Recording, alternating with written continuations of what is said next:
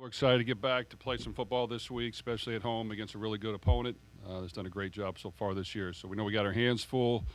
We're going to have to play some good, solid football against a team that very efficient on offense, in the passing game and the running game, physical at the point of attack, control the football.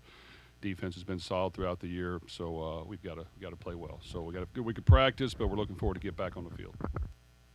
What was the bye week like? It's early in the year, is a little different. I mean, I know you did have a few nicks and bruises, so obviously you get some guys healed up. But was it any different than like you would have one if it's in week 5 or 6? And then I guess the second part, what do you do? Do you watch just a ton of football on the weekend? Well, bye weeks, two of them this year, which I don't love, but they're there. So we do want to get our guys fresh and healthy, which we did. And I don't like it after 2 weeks, but we did. It's important that they know we got a really good stretch of games coming up that we got to be really good at if we want to continue to progress and reach our ultimate goal. You've got to be sharp week after week after week. So I think getting guys fresh and healthy and getting them rejuvenated, back ready to go was important while we continue to work on certain things and continue to work with our young players. So that's kind of what we did. Now we're back on a normal routine and schedule. As far as us studying the opponent, studying other teams that are doing well, anything new wrinkle that we can add that might help us is kind of what we're tasked with doing, and hopefully we can use some of that to help us get better. You mentioned how you didn't like the really early bye week. Was there anything in those first two games that you saw that you wanted to kind of use this bye week to kind of correct or implement? Well, I think anytime you make mistakes in games, those are what are glaring, and you don't want to repeat them. So I think after our stretch at the end of last season, losing 3 in a row, there were a lot of things to correct. So we worked hard in the offseason to correct those and rep those and make sure that we try not to allow that to repeat again. The mistakes we made the first 2 games, the same thing. You try to maybe practice against those a little bit more than you have to make sure that you try not to repeat those mistakes. And then I just know, now that the meat of our schedule is starting, the full arsenal has to be in effect. So we've got to be able to be aggressive and attack on defense while getting stops and being sound of what we're doing. We got to be aggressive in attack on offense while controlling the ball and running the football and not having negative plays and interceptions and sacks and fumbles. We've been really good at ball security through 2 games. That's helped us. We always stress that every week, so we got to make sure that we continue to do that, because if you lose possessions, then it makes you're behind the 8 ball. So just kind of concentrating on those have been the focus. Last time out, Jacksonville State's mobile guy was able to run for 100 and something yards against the defense. Now you've got Haynes King coming in. He's kind of a guy that's viewed as a mobile quarterback as well, but he's also completing 76% of his passes. Just talk about the difficulty of slowing him down, in both phases of the game. Well, that's the challenge, and that's where in college football it's challenging when you have mobile quarterbacks that can throw and run, and you have to have a plan for it, and you got to be good at it. So no, we were not great at stopping the quarterback in the run game in the first half last week. I thought we made some adjustment. We were better in the second half. But when you have that extra blocker and he's a threat to run the ball, you've got to account for him. You've got to, first off, in the passing game, not allow him a lot of rush lanes, the ability to scramble and get yards, the ability to run a quarterback draw and get yards. We got to prevent that as well as we can. And then, of course, the design quarterback runs, quarterback pulls, misdirection. They're going to motion quite a bit on every play with their good slot receiver, create some eye candy for you, and you've got to know where the ball is. You got to know where the quarterback is, and did he hand it off or did he not? And then they like to get on the perimeter with some quick screens and some quick throws to the flat with that.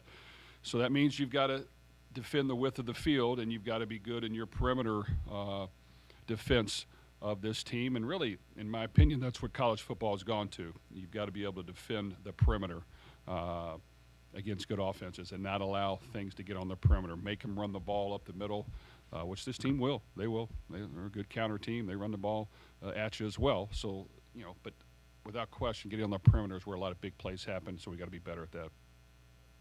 Jeff, kind of staying on the subject of quarterbacks, with Tyler, he's, I think, was top, 15 in QBR ratings, QBR, I think the first 2 weeks. Just mean, what's impressed you so far about what you've seen from him, and now going into conference play, and he's obviously played in 2 of the Power 4.5 conferences that are out there. Well, he's done a good job without question. He's been very efficient. He can throw the football. He's practiced well as well. Excuse me. He's practiced well with us since he's been here. So I think he understands what we're doing and how to do it. And, of course, now we're going to face some really good football teams that are going to challenge him more. And he's going to have to be good in his decision-making, not turn the ball over, not take sacks, not create negative plays, and still be able to stand in there and make throws with people coming at him.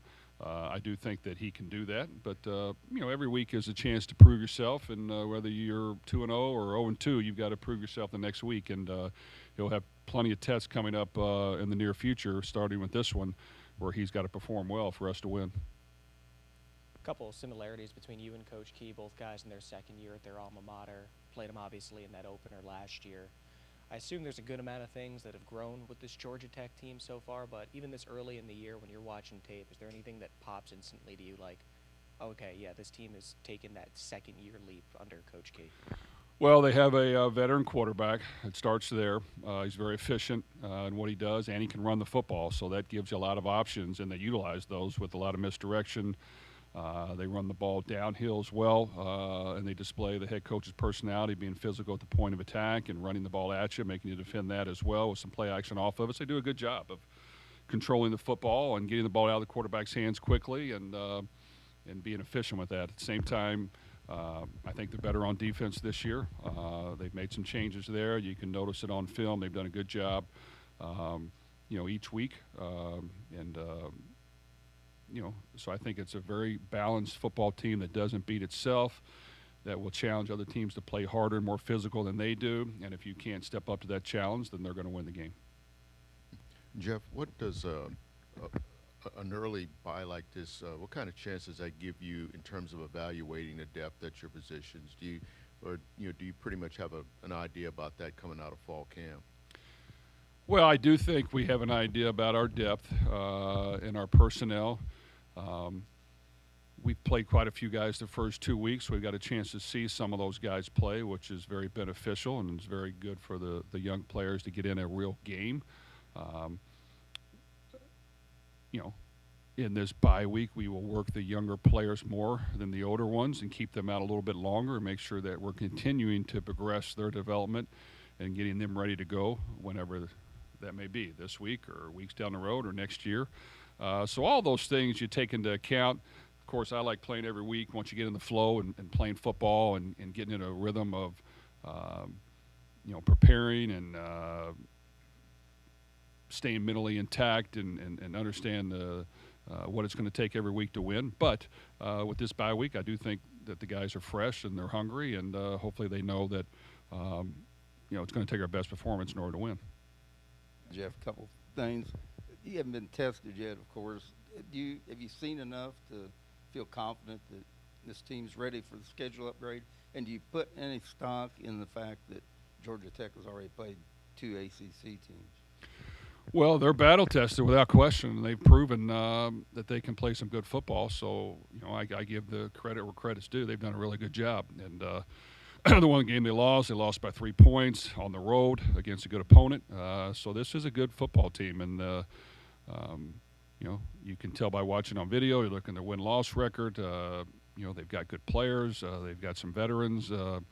So, yes, this is a challenging football team that we're going to have to play good football to win, and I think that's how it's going to work in this conference. I do think there's a lot of parity. I think there's a lot of teams that can beat anybody on a given day. I think that, we found a way last year to win some games in the fourth quarter because we just hung in there and continued to battle, and that's what it's going to be. And I told our team the other day, this is starting a long run of games where it's going to be 4 quarters of back and forth, and if you're not mentally and physically ready to get that done, you're not going to win. So we've got to be able to withstand the momentum swings and hang in there and continue to fight to the end and hope that we're good enough to win when it's all said and done. As someone who votes in the coaches poll, you just talked about a lot of parity, and yet the SEC has 6 of the top 8 teams in the country in that poll, 6 of 7 in the AP. What do you make of that, and is your vote consistent with that? Well, I think there's a lot of really good football teams out there. Those are some good teams in the top 10, and I'll give those guys credit. I think that, as you play throughout the year and more teams play each other, those dynamics will change a little bit. But, everybody's got to earn their due. Without question, Miami's ranked in the top 10. They deserve to be. They've got some really good talent. They did last year. They got some new additions that are really good. They've shown it on the football field, some big wins. I do think there's some other crew of ACC teams that are very good and competitive. And, like I said, I just think there's a lot of parity in this league. We got to earn our stripes. Each one of our teams do. And we've got to win games against each other. We've got to win games against other conferences if we want to move up the ranks. You talked a lot in the preseason, and we've talked a lot about Ashton and his abilities. Can you kind of talk about moving him when you guys can inside a little more and what that does for your defense and to have him in that spot rather than maybe on the outside on the edge? Well, Ashton can do a lot of things for us, and he can rush on the outside. He's physical. He's strong. He's got some quick twitch as well. I think when he can power rush and add the speed at the end, that's when he's his most effective. But I do think isolating him at times on the inside is beneficial as well. So we definitely have packages to move him around. We want to try to let him, now that conference play is starting and he's going to be asked to do a lot, I think it's time for him to continue to rise up and showcase what he can do. He shows it to us every day in practice, and we've seen it, and I'm hopeful that now everyone else can see it, but he's going to be challenged this week, but I have full confidence he can do a good job. Are you pleased with the progression of the tight end guy? I mean, Mark's got a couple touchdown catches. Jamari had a couple really nice ones, and the other guys have kind of gotten in the mix. Are you pleased with that progression through 2 games, and maybe what do you want to see from him moving forward? Without question, I think we have built the tight end position up, and it is an improvement. We have some experience. We have some youth that has developed to a certain degree that will continue to get better. Mark provides us experience. He's understanding what we're doing. He's doing a good job. Jamari is a year wiser and older and can do some really good things too. He's very athletic. I think he'll continue to get better. And then Nate has been here, and he understands our system, can block well. And then we've got 2 other athletic tight ends that have played, in Isaiah and Jaleel, that can run and catch the football. So I do think that we will be tested more as we continue to progress starting this week, and those guys need to show up. And I think for our quarterback to have success, he's got to feel comfortable throwing to the tight ends, feel comfortable throwing in between the hashes, and these guys got to provide us a weapon. Thank you.